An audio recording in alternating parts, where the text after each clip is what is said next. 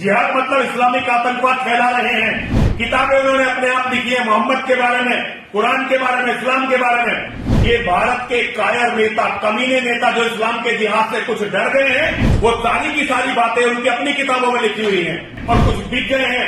उनके कारण आज हमारी ये दुर्गति है।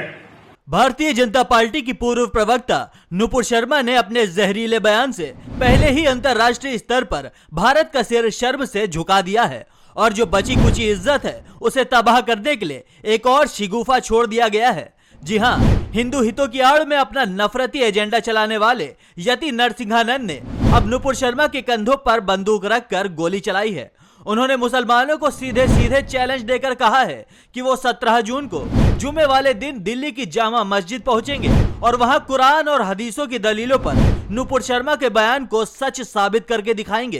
के चरणों में नमन करते हुए श्री पंचदश नाम जूना अखाड़े का महामंडलेश्वर मैं यति नरसिंहानंद सरस्वती अगले शुक्रवार 17 जून 2022 को इस्लामिक किताबों को लेकर, कुरान और इस्लाम के बारे में जो लिखी हुई किताबें हैं इस्लाम मुसलमानों की, उनको लेकर जुम्मा की नमाज के बाद, शुक्रवार की नमाज के बाद दिल्ली की जामा मस्जिद जाऊंगा।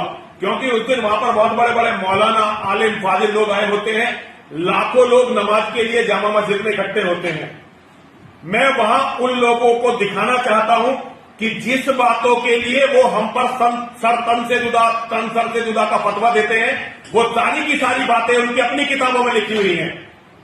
अभी जो नुपुर शर्मा के साथ उन्होंने किया, ये उनकी गलती नहीं है। ये भारत के कायर नेता, कमीने नेता जो इस्लाम के जिहाद से कुछ डर गए हैं और कुछ बिक गए हैं, उनके कारण आज हमारी ये दुर्गति है।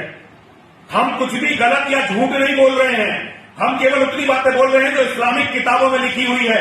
उनकी किताबें हमने नहीं लिखी हैं। किताबें उन्होंने अपने आप लिखी है मोहम्मद के बारे में, कुरान के बारे में, इस्लाम के बारे में। हम जब उन बातों को कहते हैं तो वो हमसे कहते हैं कि वो हमारा सर काट देंगे। और जिस तरह से वो पूरी दुनिया में जिहाद मतलब इस्लामिक आतंकवाद फैला रहे हैं, ये उनकी किताबों में है।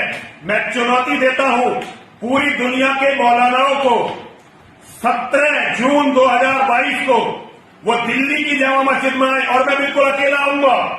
केवल किताबें, मोबाइल और जितनी भी बहुत सारी जो सीढ़ियां हैं वो लेकर आऊंगा, ताकि मैं उन्हें दिखा सकूं कि उनके मौलाना क्या बोलते हैं।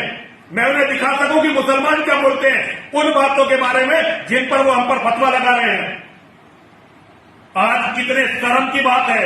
ऐसा लगता है कि इस्लाम की गुलामी इस देश में आ गई है। कोई भी इसे स्वीकार कर ले, लेकिन मैं नरसिंहानंद गिरी इसे स्वीकार नहीं करूंगा। मैं जानता हूं कि वो मुझे वहां जान से मार देंगे, लेकिन इस अपमानजनक जीवन से वहां जाकर मर जाना अच्छा है। क्यों?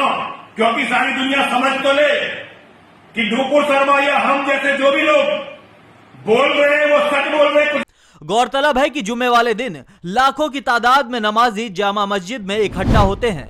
ऐसे माहौल में एक बार फिर पैगंबर इस्लाम की तौहीन करने के इरादे से नरसिंहानंद वहां पहुंचेंगे। यहाँ एक बात और सोचने लायक है कि उन्होंने बोला है कि वो अकेले ही वहां पहुंचेंगे।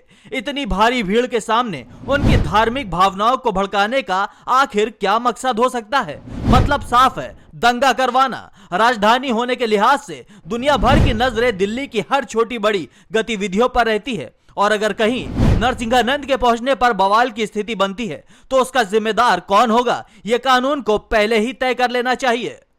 डेस्क रिपोर्ट, द यूपी खबर।